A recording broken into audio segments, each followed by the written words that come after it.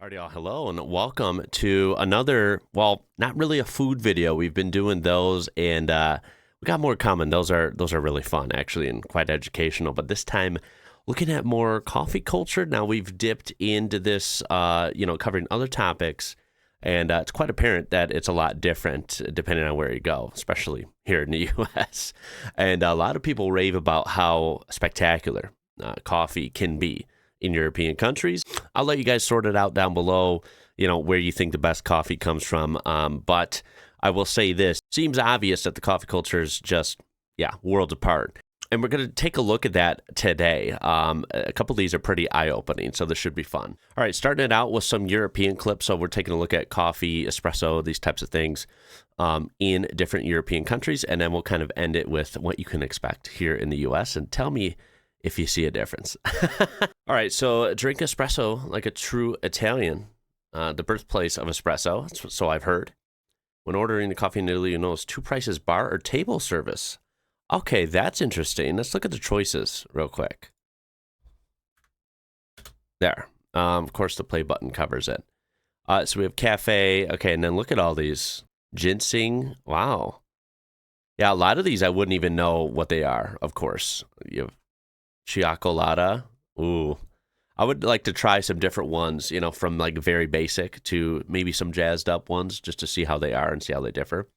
But let's see what he says. What's the bar versus table service? How come it's more? That's kind of interesting. I've never really seen that before. Order to the bar for a cheaper and a more authentic experience. Okay. Look at that. And that's a little espresso. Now, that's the thing that Americans are always shocked by, right? Yeah, they're not used to this. But this is how you do it. Add sugar if you like, then knock it back. I would probably just leave it as is. Boom. It's kind of like a shot, and then you're done.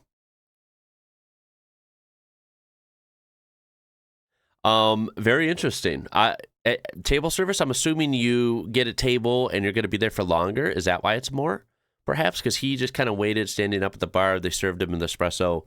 You knock it back and you're done. I don't have a problem with that. It's a lot different coffee culture than, at least when we're talking about this compared to what you would find here in the U.S. I could say this is definitely more efficient and a lot cheaper. You will never find anywhere in the U.S.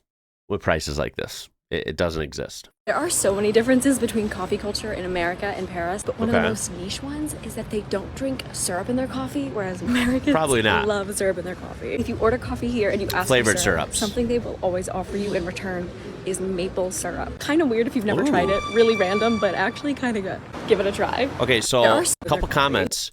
She says, to clarify, here in the U.S., they ask you what flavors you want when you order different things, and they're referring to these flavored syrups, right? Mocha, caramel, vanilla. There's a bunch of different ones. And, they pump them up. They pump the sugar in there, the milk, the creamer. It's like, whew, you're probably like, your eyes are rolling in the back of your head right now. Yeah, it's a little much for sure. Now, they usually typically don't do maple syrup, although I have, because when you make coffee at home, right, you can kind of experiment with stuff. Now, I've tried black coffee with a little bit. I tried to do a little bit compared to other Americans.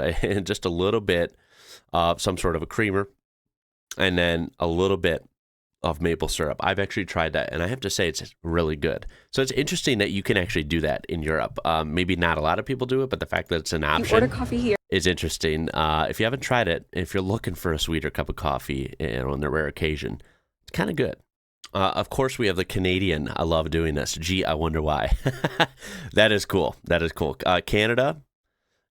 Canada's got some good takes on food and drinks, I have to say, from the little bit I've learned. The difference is the diabetic rate in the USA. You'd be correct. 5 times how to order coffee in Greece.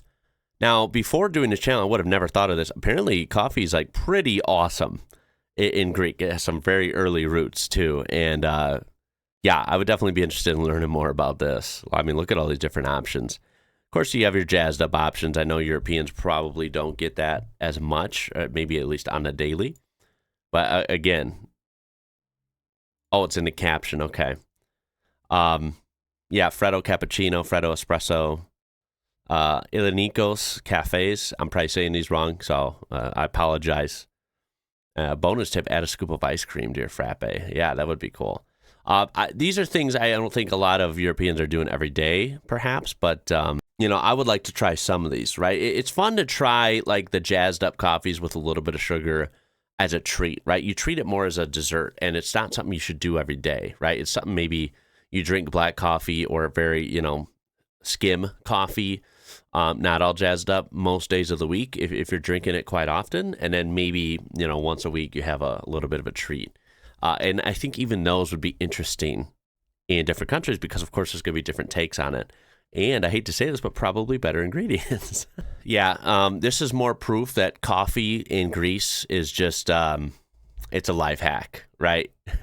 I mean, y'all, it's like a cheat code. I mean, come on. Yeah, any coffee is going to taste good when this is your spot. Wow. Yeah, I'll drink any coffee here. And here, Greece again. Look at that water. Oh, my God. How does that water look like that? That is shades of blue I didn't even know existed. Look at it mesh with the horizon and the sky. That is out of this freaking world. This is your view at a cafe? No wonder everyone likes coffee in Greece. It could be putting motor oil in the cup, and it doesn't matter. When this is your view, you're going to be enjoying life.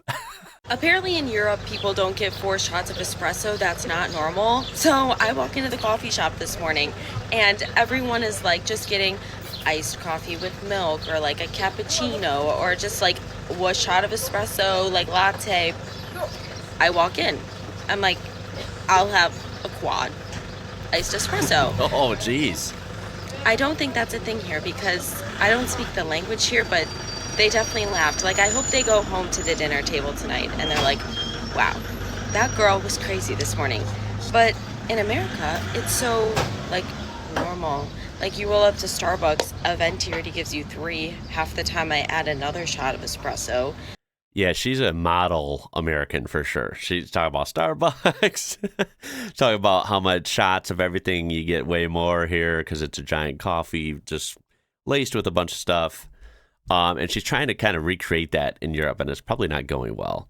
Now, I got to love, it was her words, not mine. She's in Europe. Do we know where? We don't know where. So that really helps, right? Let's make it 2 sometimes. And we have like multiple caffeine drinks in a day. We'll have like an Alani Nu after, and that'll be like just your normal Wednesday afternoon doing like your 9 to 5 in an office. Like, what are we doing?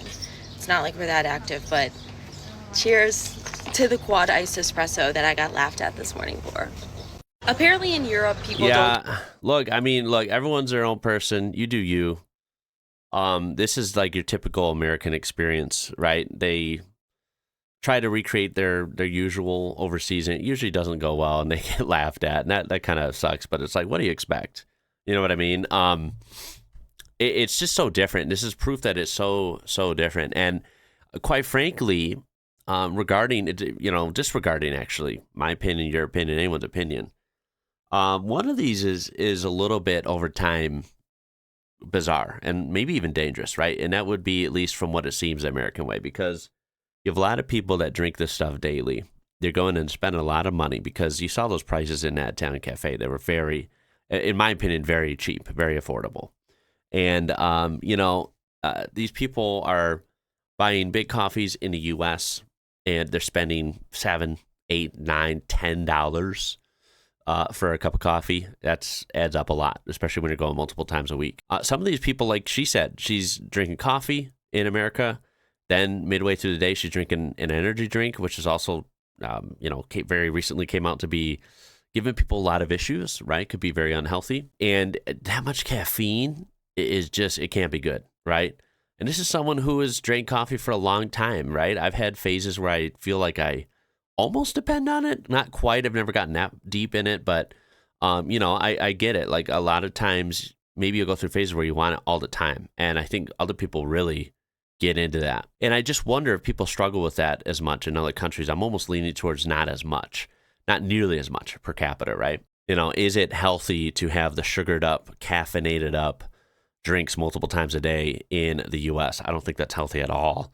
Not to mention, you know, it's not good for your heart. It's not good for your nervous system. It's not good for your wallet, right? This is wasting a lot of money. But anyway, I'm not here to give lessons. That's just my opinions. Let's take a look at some more. Now we're going to transition to a little bit of what you can expect for American coffees. We'll have a few clips in just a second, but the first one is actually someone from outside of the U.S. recreating what they think an American coffee is. And the sad part is they're pretty much on the money. They're not wrong. Let's see.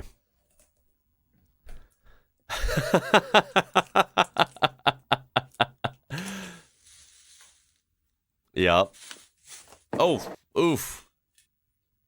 There we go. Just, hey, it's coffee, guys. Hey, that much of the glass. That much of the glass was coffee. But guys, I'm drinking my coffee. Don't bug me. I'm drinking my first glass of coffee today. I may have 3 of these.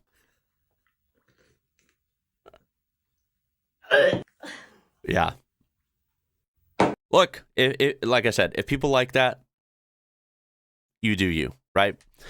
I don't like that stuff. I don't like it. I try to drink my coffee as, for the most part, daily. I'll drink it black. I'll just drink it regular. I will say I'll drink it iced more than hot, but it goes in phases. I used to drink nothing but hot coffee. Now I drink iced, but I'll just drink black coffee iced. And it does a trick. It feels better, and I think it tastes better, too. And I'm drinking crappy American coffee. Imagine if I had actually, access to better stuff. I will say maybe once a week, if that. That's kind of a stretch.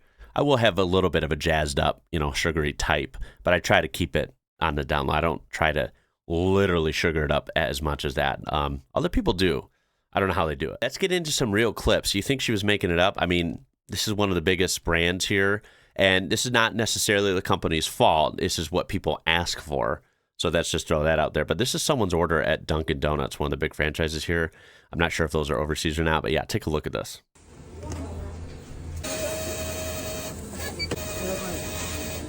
You can see large iced original coffee, 15 shots of caramel swirl, 23 shots of sugar, 12 shots of cream. Someone ordered that.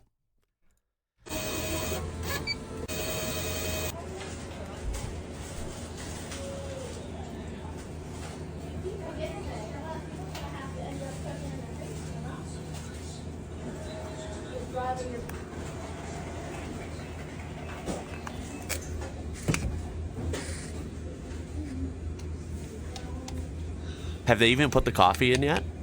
Oh my God.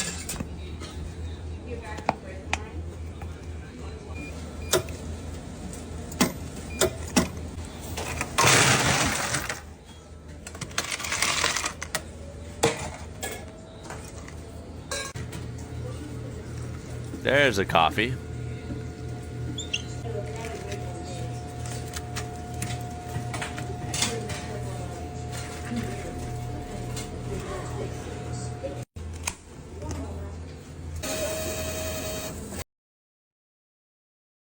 I think I'm going to be sick. El Diablo. El Diablo's right. Sugar levels, American edition. Yeah, coffee should be like really dark colored. Yeah, what's that? Do you know what's actually in this coffee creamer that you're drinking every morning? This is the #1 selling coffee creamer in the US, but what is actually in it? Let's find out. For ingredients, we have water, 315 grams of sugar. Oh my God. Canola and soybean oil, micellar casein, mono and diglycerides, natural and artificial flavors, cellulose gum, dipotassium phosphate, last but not least, carrageenan. They market this as non-dairy, cholesterol-free, and gluten-free, which is technically true, but calling it a creamer is maybe a bit of a stretch. If I was to rename it to what it actually is, I would probably call it sugary oil water with added preservatives and essence of cream. Yum. Do you know what's actually in this coffee creamer that you're drinking every morning? This is the...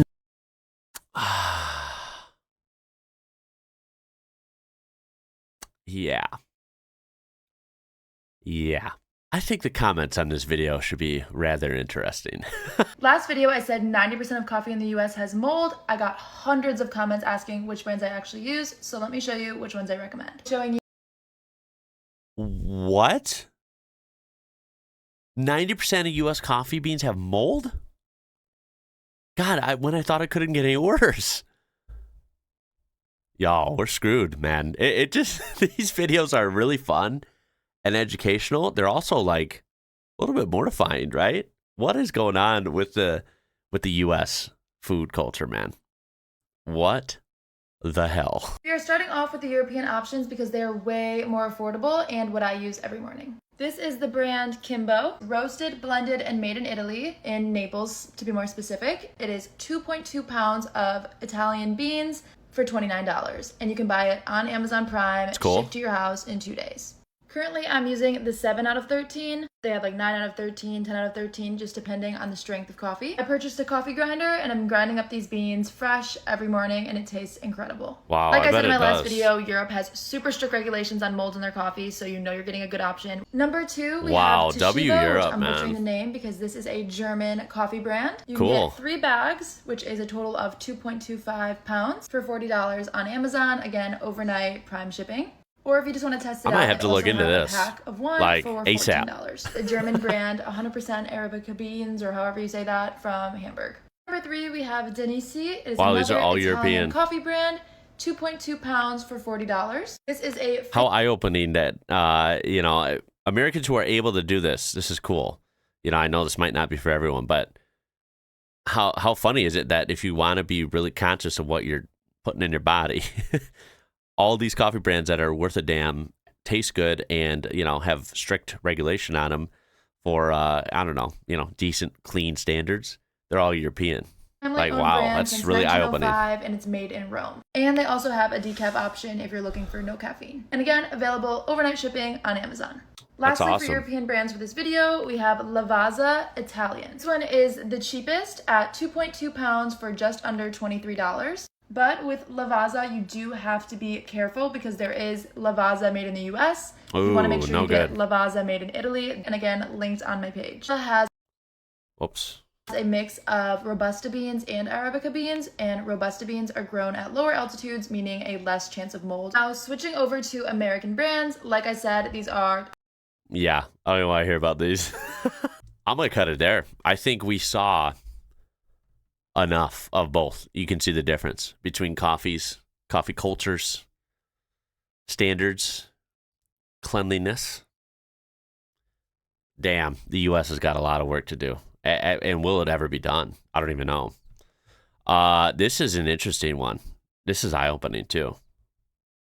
Wow. Yeah, I really look forward to the comments on this and maybe some of your experiences with coffee.